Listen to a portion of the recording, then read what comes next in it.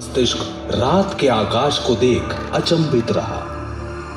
सदियों तक नक्षत्रों का निरीक्षण करने के बाद पूर्वजों ने बनाई कुछ विशाल इमारतें जो कैलेंडर और वेधशालाओं के काम आई।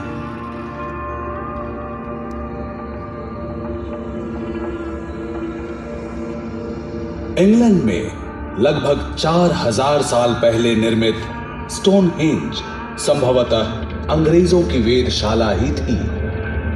प्राचीन माया सभ्यता द्वारा लगभग 1000 ईस्वी में निर्मित इस पिरामिड से नक्षत्रों और समय की गति का अध्ययन होता था।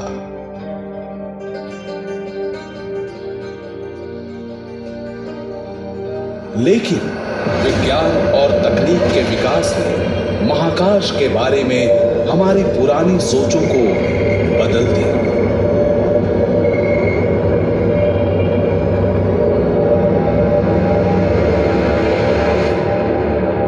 चलिए आज के समय की शुरुआत हम कोलकाता के क्षितिज पर हो रहे सूर्यास्त से करते हैं। संध्या काल का आकाश हमें संकेत देता है आने वाले अंधकार का।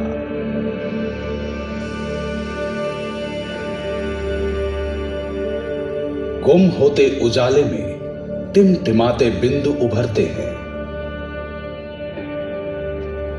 जल्दी ही हमें रात्रि का शानदार आकाश दिखने लगेगा।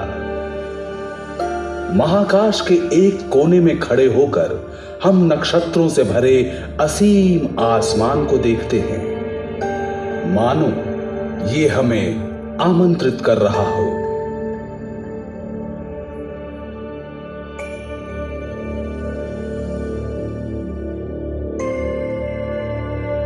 अगर हम गौर से देखें तो पाएंगे कि कुछ तारे जरा बड़े हैं और दूसरों की तरह टिमटिमाते भी नहीं हैं। सदियों पहले हमारे पूर्वजों ने देखा कि ये तारे एक वक्राकार पथ में आगे बढ़ते रहते हैं। हर रात, महीने दर महीने। प्राचीन ग्रीक पर्यवेक्षकों की नजर में ये थे घूमने वाले गतिशील ग्रह।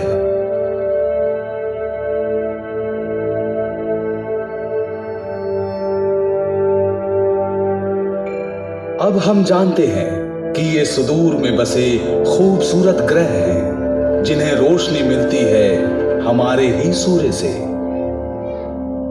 जैसे जैसे समय गुजरता है पूरा आसमान पूर्व से पश्चिम की ओर बढ़ता है, लेकिन ये आसमान नहीं घूमता, बल्कि हमारी धरती पश्चिम से पूर्व की दिशा में परिभ्रमण करती है।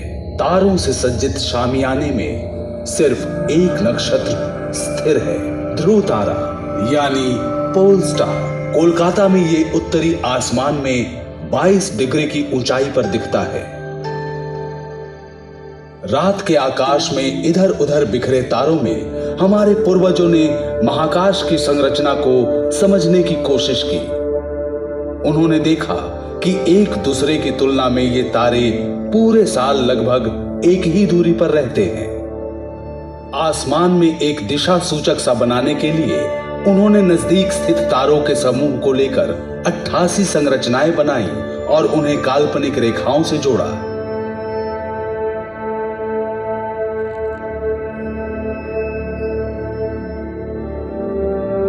मनुष्य ने अपनी विलक्षण कल्पनाओं द्वारा इन बिखरे तारों को जानी पहचानी आकृतियों से बदल दिया।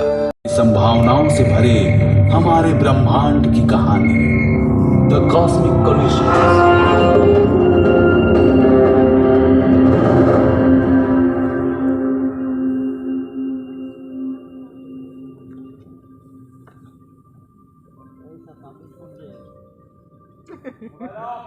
महाकाशीय सागर के एक किनारे खड़े होकर नक्षत्र बहुत शांत दिखते हैं। लगता है ब्रह्मांड में सब कुछ अनुशासित है।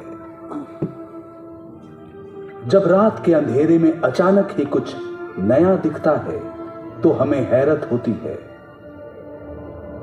आसमान में धूमकेतु के आने से हमारे पूर्वज हमेशा आतंकित होते थे। सन 1631 में जब विसुवियस पर्वत का शिखर ध्वस्त हुआ तो उसके जलते लावा से इटली के 2 शहर बर्बाद हो गए। उस समय एक धूमकेतु दिखा और इस अजनबी घुसपैठिए को ही इस विनाश और विस्फोट का दोषी माना गया। 1665 ईस्वी में लंदन के लोगों ने प्लेग में हुई मौतों के लिए भी एक धूमकेतु को ही जिम्मेदार माना था। पहले लोग सोचते थे कि ऐसे धूमकेतु अशुभ होते हैं, किसी अनहोनी को जन्म देने वाले। आज हम जानते हैं कि धूमकेतु शुरू में सूर्य की परिक्रमा करने वाली बर्फीली चट्टानों के टुकड़े होते हैं, हमारे सौर मंडल के ग्रहों से काफी दूर। अगर इनमें से कोई सूर्य की गर्मी के नजदीक वाले परिक्रमा पथ में खींचा आता है तो बर्फीली सतह ठोस से गैस बन जाती है, पीछे छोड़ते हैं चट्टान और धूल से भरी मीलों लंबी पूंछ। लेकिन धूमकेतु की पूंछ के चट्टानी टुकड़े जो उल्का पिंड कहलाते हैं, धरती के वातावरण से टकराएंगे। टकराते ही ये जल उठेंगे, ज्वलंत उल्काओं का स्रोत फूटेगा।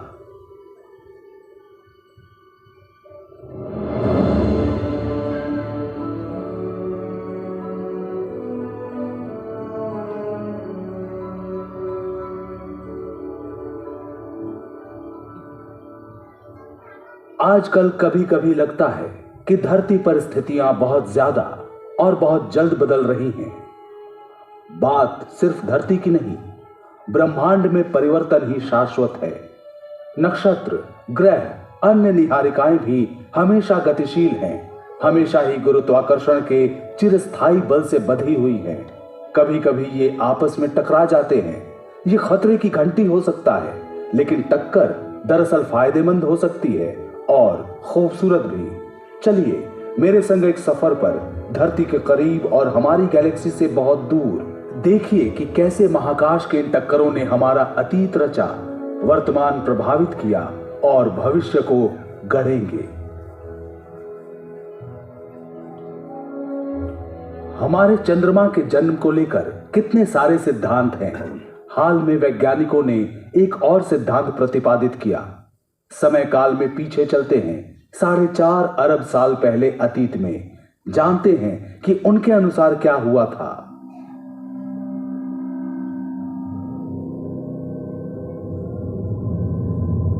हम जिस पृथ्वी को देख रहे हैं वो युवा है, अभी भी गठन की प्रक्रिया में है, जहां जीवन अभी तक नहीं पनपा। शुरुआती समय में हमारे सौर मंडल में ग्रहों जैसे विशाल चट्टानी टुकड़े झुंड में घूमा करते थे। कुछ का परिक्रमा पथ था जो उन्हें पृथ्वी के नजदीक लाया। ये थोड़ा ज्यादा करीब आ गया।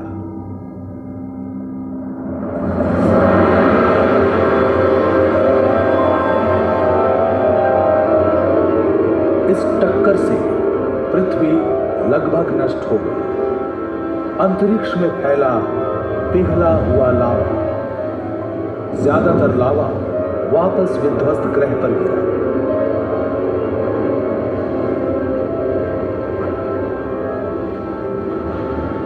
बाकी रह गया परिक्रमा पथ में, गुरुत्वाकर्षण के कारण बाहरी महाकाश में नहीं जा पाया।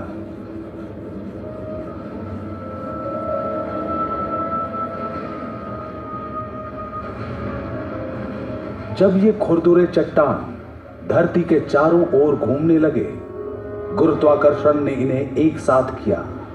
ये टकराते गए, जुड़ते गए, इनका आकार बड़ा होता गया।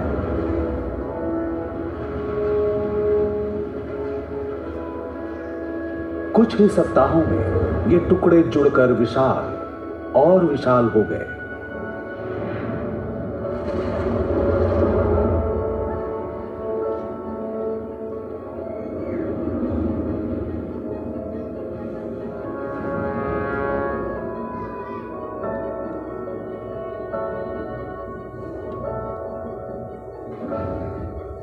एक महीने से भी कम समय में आकार अविश्वसनीय हो गया।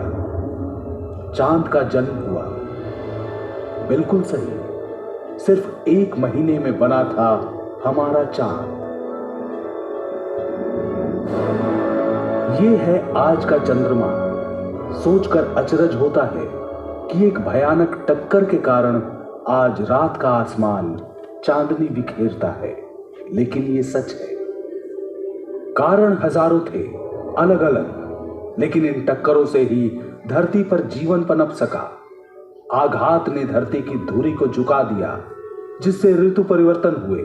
चंद्रमा के गुरुत्वाकर्षण के कारण ज्वार भाटा बना। तब से लेकर आज तक हमारे सौर मंडल में ठहराव आया है। अब दूसरे ग्रह से पृथ्वी के टकराने का डर नहीं है, लेकिन दूसरे टक्कर हमें रोज प्रभावित करते हैं।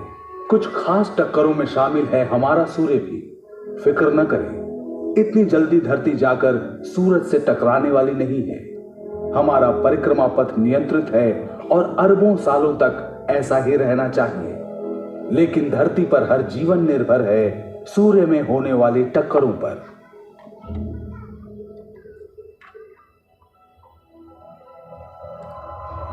सूर्य एक नक्षत्र है, रात को दिखने वाले दूसरे तारों जैसा। बहुत पास है, इसलिए अलग दिखता है।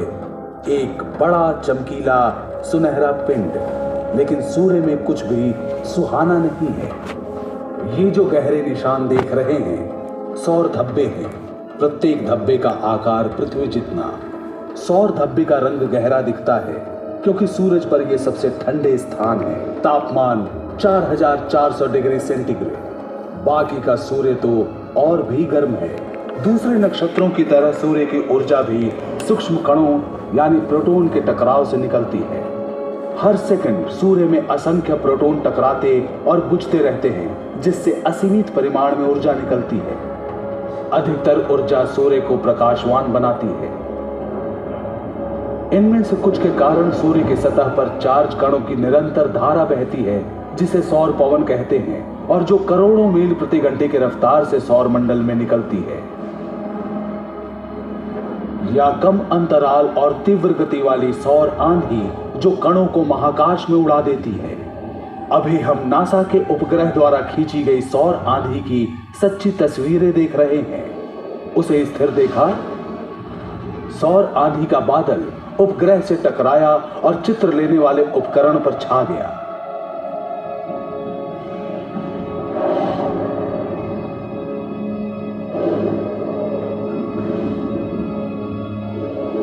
सौर पवन का झोंका हर दिन हर पल सौर मंडल के ग्रहों के पार जाता है। ये इतना शक्तिशाली है कि इसका संपर्क मात्र ही हमारे वातावरण की ऊपरी सतह को उड़ा ले जाए, अधिकांश पानी सोख ले और धरती पर जीवन का विकास परिवर्तित हो जाए। लेकिन खुशकिस्मती से धरती की सुरक्षा करता है एक अदृश्य कुदरती कवच। अभी आप जो देख रहे हैं वो पृथ्वी के चुंबकीय क्षेत्र का काल्पनिक चित्र है। धरती के लौ अंतर्भाग के कारण हमारी धरती विशाल चुंबक की भांति काम करती है। कुछ चीजों को आकर्षित, कुछ को विकर्षित करती है। ये कवच सौर पवन से धरती को बचाता है, लेकिन कुछ कण इस चुंबकीय बाधा को पार कर जाते हैं और पहुंच जाते हैं उत्तरी तथा दक्षिणी ध्रुवों पर। परिणाम देखने लायक होता है। शानदार जगमगाते रंगीन पर्दे, इसे कहते हैं ध्रुवीय ज्योति। सौर पवन और सौर आंधी से निकले आवेशित कण जब धरती के ऊपरी वातावरण से टकराते हैं, तब वातावरण में मौजूद गैस आलोकित हो उठते हैं। यह है इंटरनेशनल स्पेस स्टेशन, जो 400 किलोमीटर की ऊंचाई से धरती की निचली कक्षा में परिक्रमा करता है। महाकाश में जाकर ध्रुवीय ज्योति को देखने वाले कम ही हैं।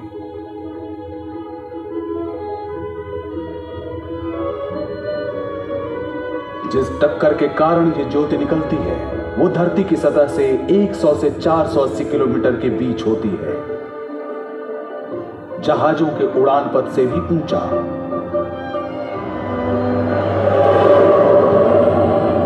और होता है हमारी धरती का सबसे अनोखा प्रकाश उत्सव।